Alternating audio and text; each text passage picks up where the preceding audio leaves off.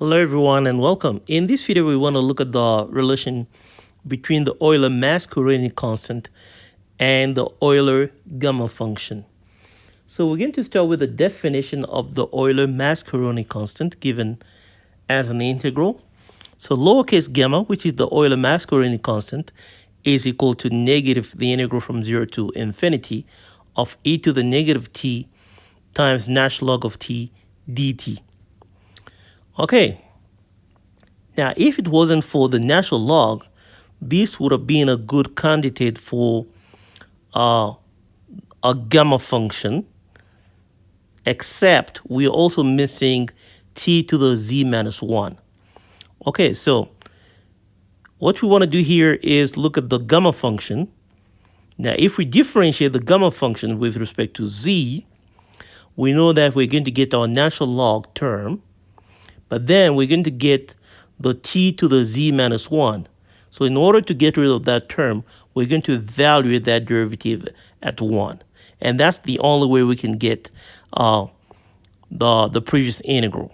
So lowercase gamma is actually equal to negative uppercase gamma prime at 1. Okay, now we want to use the definition of the derivative of a function. So uppercase gamma prime at 1, by definition, is equal to the limit as z tends to 0 of uppercase gamma at 1 plus z minus uppercase gamma at 1 divided by z. Well, uppercase gamma at 1 is simply factorial 0, which is equal to 1, and uppercase gamma at 1 plus z is equal to z times uppercase gamma at z. So we're going to use that property. So we're going to have that this is equal to the limit as z tends to 0 of 1 minus z times gamma z divided by z, which is simply 1 over z. So the limit as z tends to 0 of 1 over z minus uppercase gamma at z. So this also tells us that close to 0, gamma at z is going to behave exactly like 1 over z minus lowercase gamma. Okay, now we want to look at some example. So we have an interesting limit. So we want to look at the limit of f of z.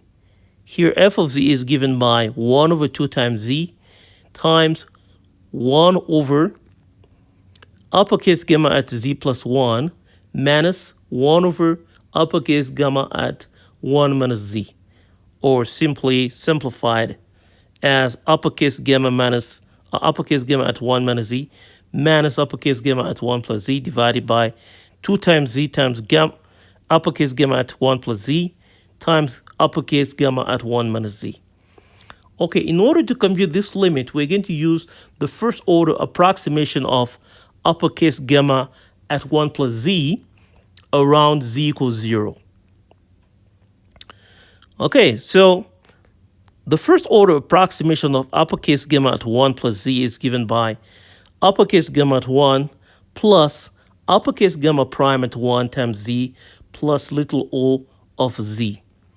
And uppercase gamma at 1 is simply factorial 0, which is 1. Uppercase gamma prime at 1 is actually negative lowercase gamma. We just saw that a minute ago. So we're going to replace. So we get 1 minus lowercase gamma times z plus little o of z. Now we can also